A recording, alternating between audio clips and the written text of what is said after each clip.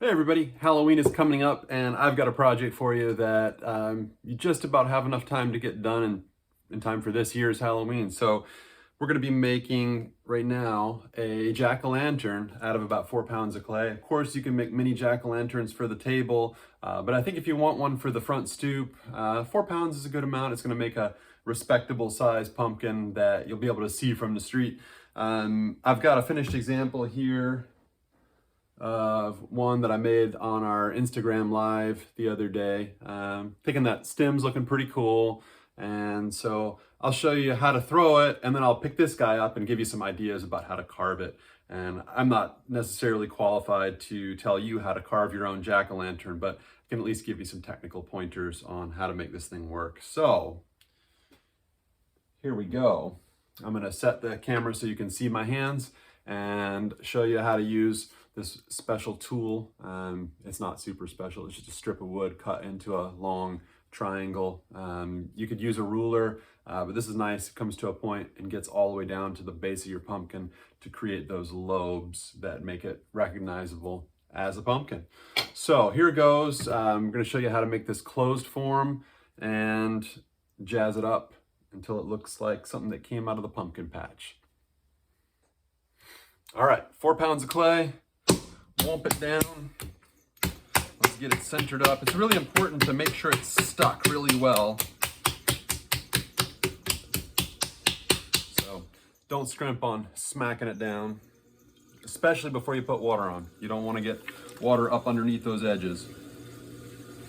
I'm gonna pull it in so the base is a little narrower,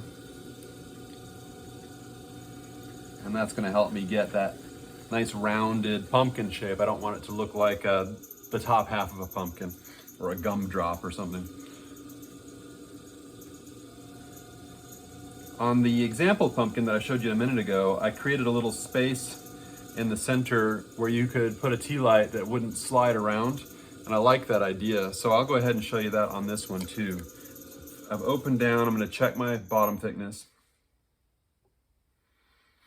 And it's a thick 1/4 inch. So I'm gonna pull out as wide as I think I would need to create room for one of those little tea light candles. And then I'm gonna come beyond that point and press down and make a little ring. I'm gonna actually cut some of this off because I don't wanna make it so deep that I'm blocking the light from the tea light. That would totally defeat the purpose. So I'm gonna go ahead and just tear off the top of that. Who said you can't edit as you go when you're working in clay? All right, so there's that socket where the tea light's gonna sit. I'm gonna make sure that I like the depth on the outside. I think it needs to come down just a little bit more. And let's check it. Never wrong to take an extra second and stick a needle in there.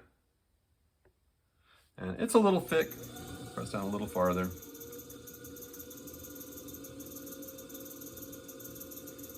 All right.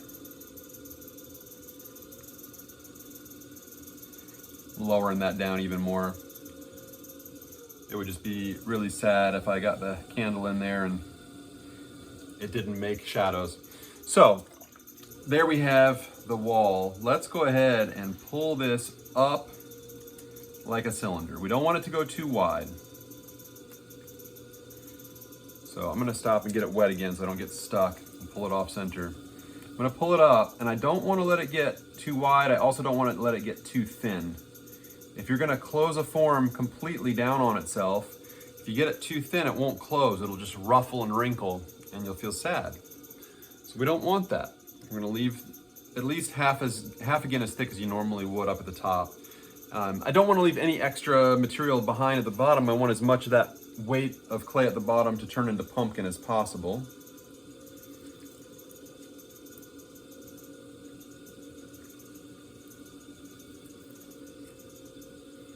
Getting the water out of the inside. I don't want to let that build up. All right, let's pull this fat clay down here at the bottom.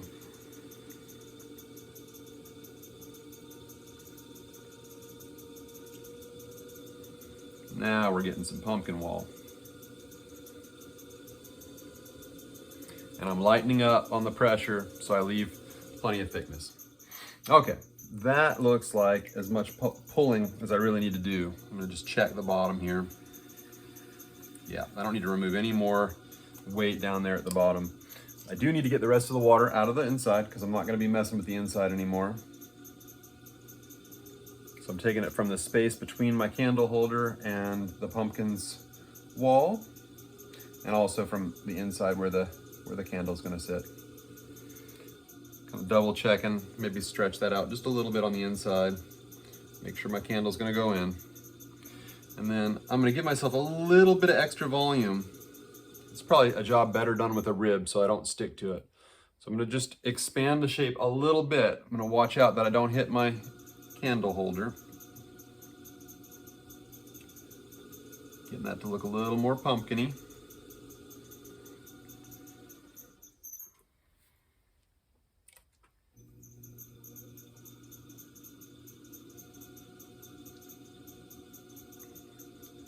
Once I close the form, I'm going to be able to play with the shape a little bit more.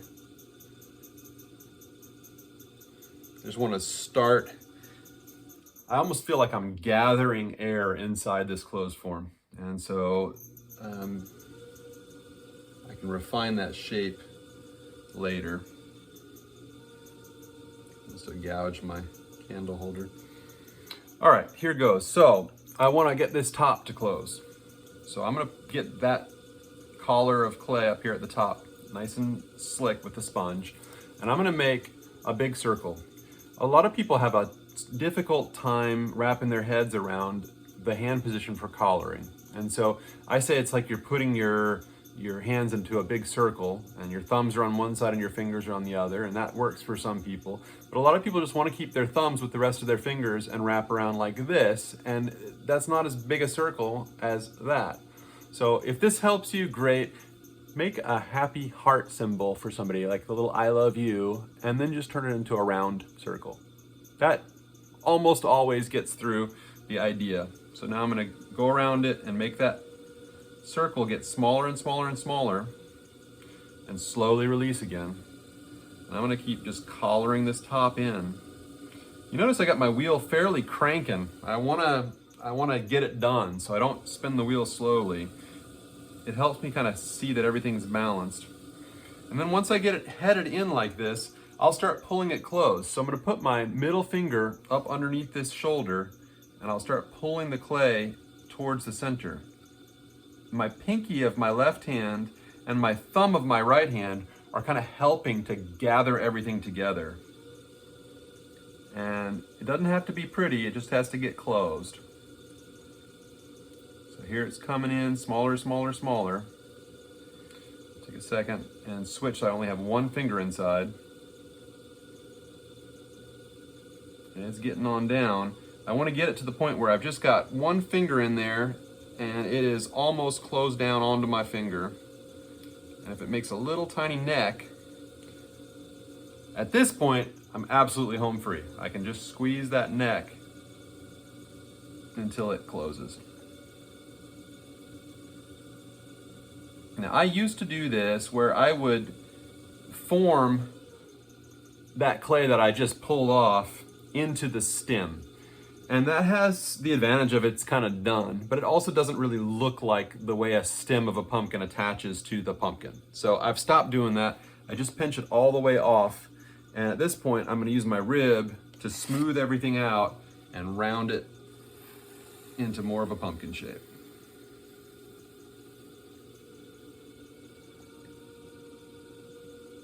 Pressing down on top a little bit.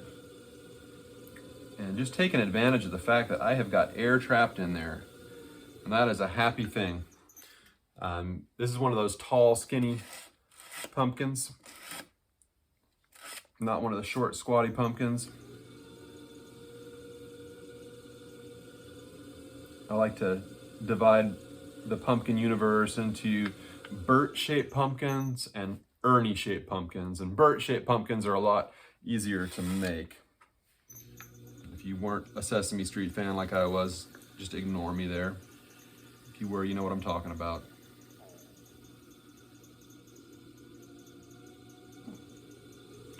All right, so that's starting to look nice and round and full.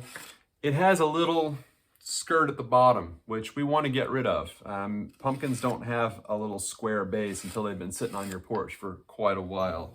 So let's just make sure we're happy with the curve.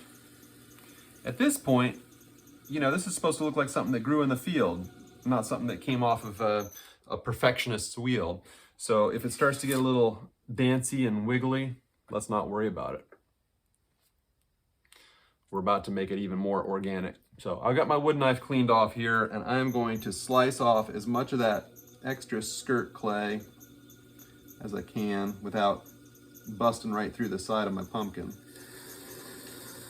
Now I've gone and rounded that up a lot nicer. Let's take the excess off with the needle tool and see if we like that better. I have a feeling it's going to be pretty much of a nice transformation. Yeah. All right. So definitely starting to look like a pumpkin. Let's take one last little pass with the rib, make sure we're happy with where I cut off, we don't want any corners in our pumpkin, so.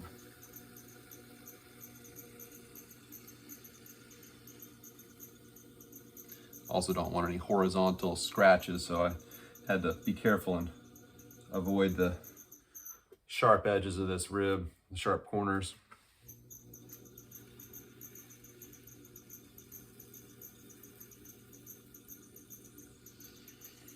All right. That's starting to look really nice and round. I'm happy with that. So now let's mess it up a little bit. We're gonna put the lobes into it. And the cool thing is when we push in on one side, it's gonna kind of spring and respond because it's a big balloon, it's full of air.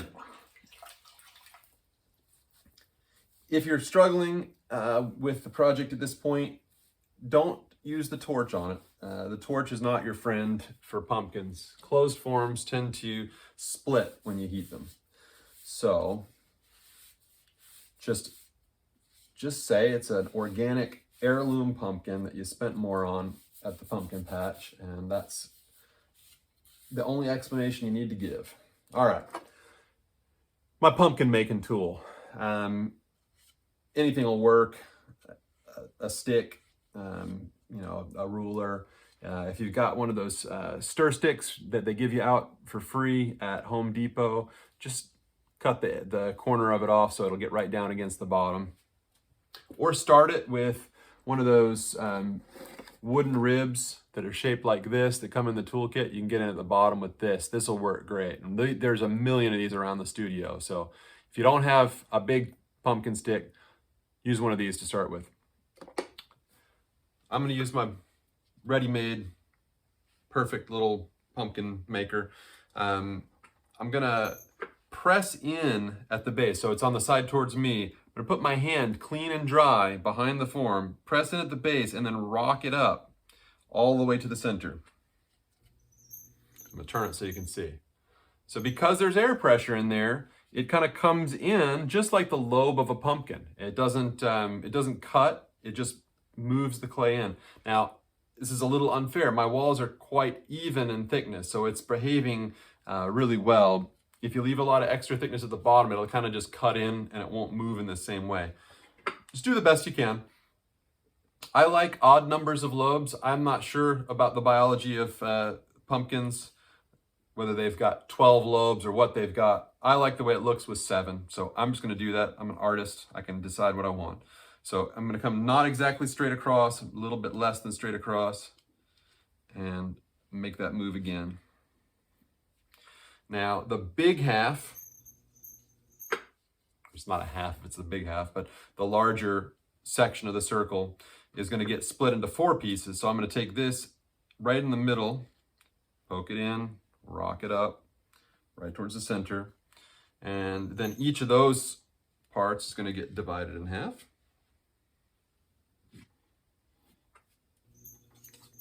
If you start to feel your pumpkin making tool sticking to the clay, just get it clean. It's the clay sticking, not the tool.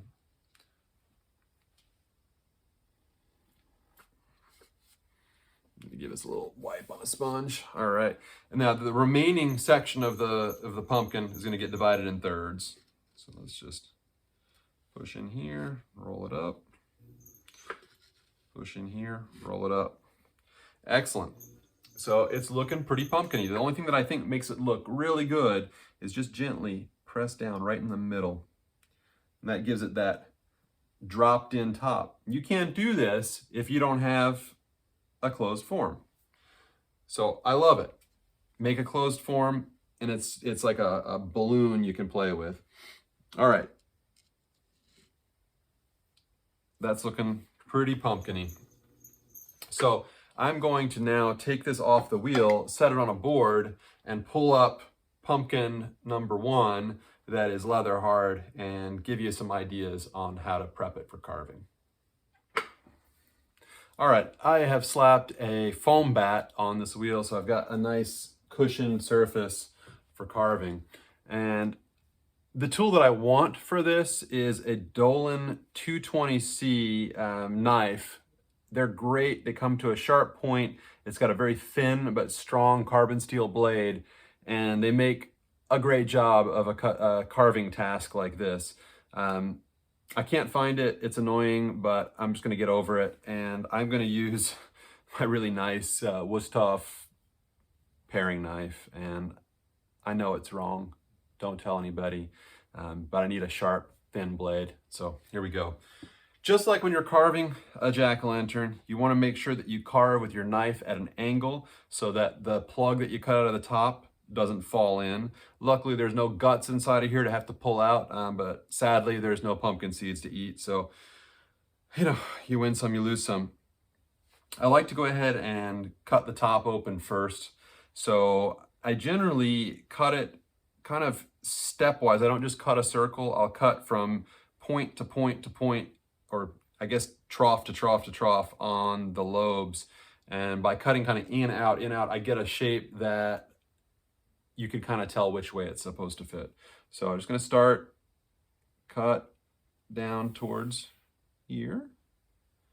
That was really funny. I don't know if you could hear that, but it relieved itself of the pressure that was built up from this thing shrinking down. This is nicely leather hard, so I'm going to stick that knife in and cut back this way.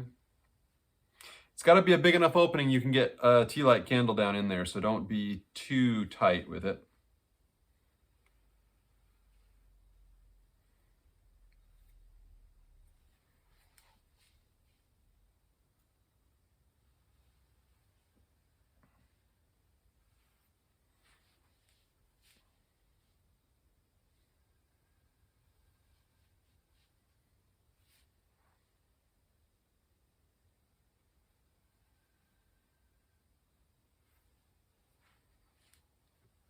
And then this is when I definitely need to line up with my first cut. So here we go.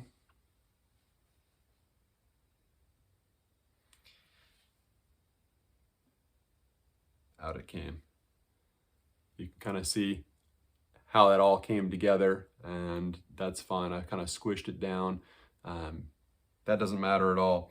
Now, sometimes it is helpful to cut a little section open here to let some hot air out, and it'll keep your candle burning better. I'm planning on doing a lot of carving and having parts of my face up high on the form, so I'm not going to stress about it. I don't think I'm going to cut anything away. I'll just leave it just like that. Sometimes I'll come around and lightly rub or burnish the inside edge of that, just so it doesn't end up being razor sharp and deadly. You don't want to round it so much that it won't fit, but you don't want it to be super chippy or dangerous to handle. So I'm just going along and kind of touching those edges and then just double checking that it fits back nice. And it does. It's all good. So I'm going to set aside the lid over here off camera and show you the inside. That's hard to see, but it's got that little ring in there for keeping your tea light from sliding around. Now, I had some real struggles with this one, and I just kept going. And there is a section there where it kind of buckled a little bit.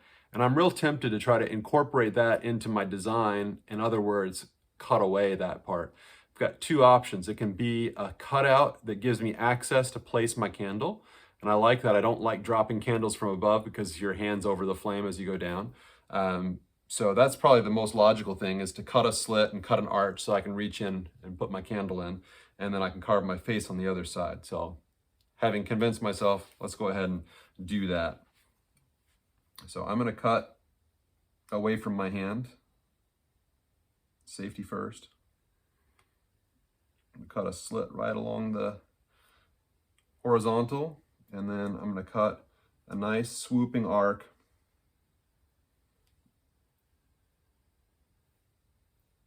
back down right towards my thumb. Just kidding. Okay, pop that right out. Kind of clean up that last little bit. And this is a really nice carving stage. It's leather hard, perfect, just absolutely perfect. So I will show you that cut. Obviously, feel free to use a template or use a pattern, draw out what you want first, but I don't want to take a lot of your time. You can carve a pumpkin. I'm just going to show you my approach here. So eyes, nose, mouth, scary eyebrows, whatever you're feeling. If you want to draw it first, just take something like one of these little stylus tools or an old ballpoint pen, and you can lay out your lines. You don't want to go too wide with your design, because anything that's really wide will kind of stress out the clay. So just a normal mouth. I think this is going to be a happy one. So I've got my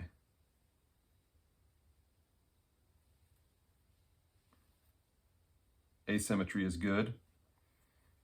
Lucky for me. Gotta put nostrils in my pumpkins. It's not Halloween if my pumpkin doesn't have some nostrils. And then, yeah, I usually like kind of upturned eyes. And a lot of times if I'm feeling extra fancy, I will leave some dark eyeballs. I don't think I'm going to be able to do that with this kitchen knife, so I'm just going to make completely open eyes. And then got to have some eyebrows. All right. So he looks, well, about as good as I generally carve pumpkins.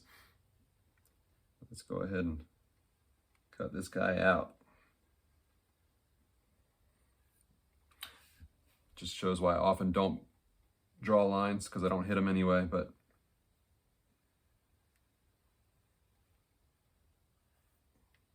stab it and pull out the whole piece. Trim off a little bit more here. I want to have a wry smile. I want one side of the mouth to come up a little higher than the other.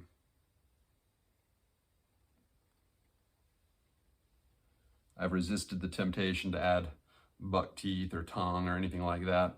Now for my nostrils, it's just going to be 3 cuts with the tip of the knife. Push, push, push. And then sometimes you can pop it out from the inside. Sometimes you can just push them through. It needs to get a little bit bigger.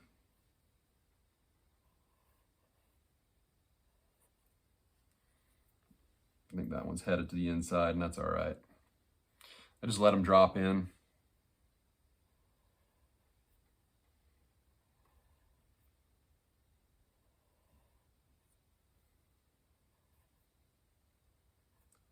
There he goes, dropping into the inside.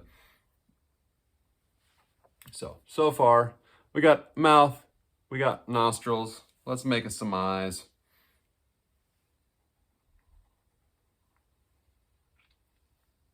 If you can catch it at this perfect leather hard stage, it's going to be a lot more fun to carve, and you won't accidentally slip and cut yourself.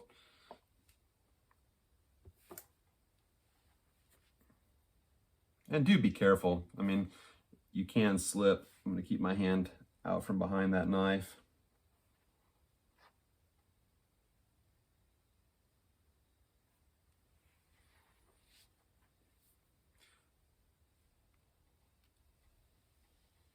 in true Japanese craftsman fashion. I always find it a little bit easier to cut on the pull stroke.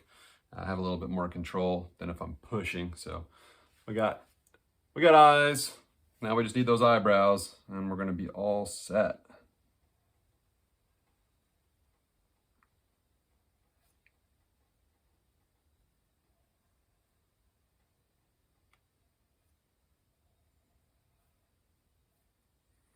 Poke those through, I think. No. Got to see which way they're going to come out more easily. That one definitely wanted to pull out. It just depends on the angle that you're holding your knife when you make your cuts. Let's cut this other eyebrow and put it back together and call it done. I realized I did one little oversight, which is I didn't show you how to make the cute stem. So I'm going to show you this finished carving job, and then I'm going to show you how to pull and attach that stem on the original wet one that we threw.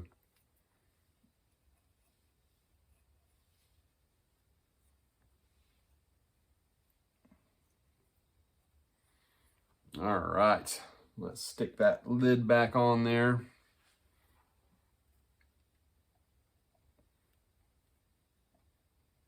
There's how it fits. And there you have it. A nice little jack-o'-lantern for your front porch that won't turn moldy and horrible and attract vermin. This guy will last year after year. I do recommend, if you're gonna leave it on the porch for any length of time during mosquito season, it's not a bad idea to put some drainage holes in the bottom of it so that it doesn't hold water. I found that out the hard way, and anyway, it's a good thing. Just a couple of holes down here. And there it is. So let's get our pumpkin back over here and show you how to make the stem, the curly Q stem. All right, here's my pumpkin back on the wheel, and here's a little handful of clay, kind of the amount that I would use to pull a handle. And so let me go ahead and prepare this. We want a nice strong taper. So I'm bopping it on its head and rolling it into a good taper. I think this is going to be probably more clay than I need, but that's okay. I can always tear off what I don't want or make more of a curly Q. Now, what I need to do is pull this, but normally I would pull a handle, I would hold on to it and pull with a circle or an oval around it. With this, I feel like pumpkin stems have a lot of edges. They're not just a round tube. And so I'm gonna wrap my fingers around it and pull like this. And that's hopefully gonna produce kind of the striations that make me think pumpkin instead of handle. So here I am wrapping around and sliding. Yeah, it's starting to look good. If it starts to get too sharp anywhere, you can get a regular kind of pull-in shape and get around it.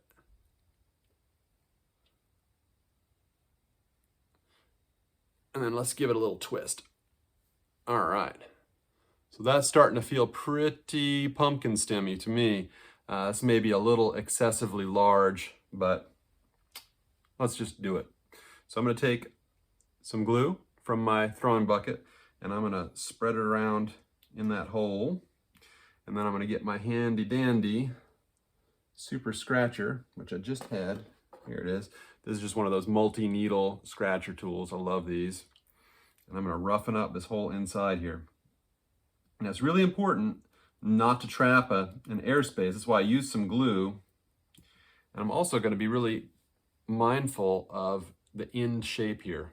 So I'm going to kind of flatten this out into that wide attachment point like you'd have on an actual pumpkin.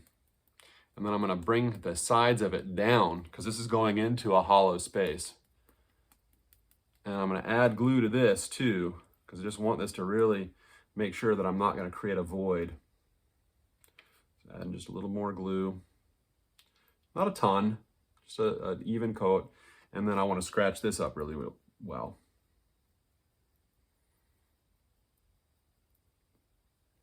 And then I'm going to flip it over and kind of press it in and make sure that I kind of give it a little wiggle so that all the air is forced out of there. And I like the way that attachment is. Of course, I just gouged my pumpkin with my finger. Should wait to fix it till later. All right. You don't want a pumpkin stem that sticks out that far from your pot. It's not going to make it. So how do we get this thing to curl around in an attractive way? First thing I'm going to do is just kind of re-pull this area there. And then I want to just coax it around into a little spiral. And I think that actually looks pretty nice. It touches back to itself. You can kind of press it down a little bit more. I don't want it sticking up too far. It gives me something to grab onto to take the lid off. But it's not going to be sticking out there like a big finger, all vulnerable and ready to get broken off when you're trying to put it in the kiln. So there you have it. Now you've seen the full deal. This would get to leather hard and it would be ready to carve just like a regular jack-o'-lantern. At leather hard, if you want to take extra care and just take a dry finger and run your finger up those seams so that they look a little bit more natural and you don't see kind of the rough edges from your stick, that's a good thing. I'm tempted to do it now, but I really should wait. It does a better job if you let it stiffen to at least soft leather hard. And then, yeah, just pay attention to it. You don't want it to get it too stiff, but as soon as it feels pretty firm, go ahead and carve it up, or let somebody else carve it up. If you got somebody else in your life that's not working in clay, they might really enjoy a little opportunity to do some artistic work with you. I think it's a great opportunity for some collaboration. Maybe not with small children and knives, because it's a little dangerous, but maybe somebody else important in your life can help you at least lay out and design your jack-o'-lantern face. So enjoy this one. Go ahead and get these made and get them on the kiln shelves sooner rather than later. We don't want to be missing our deadline of October 31st for these. So enjoy it and send us some pictures of what you get. We'd love to see your creative interpretation of this project.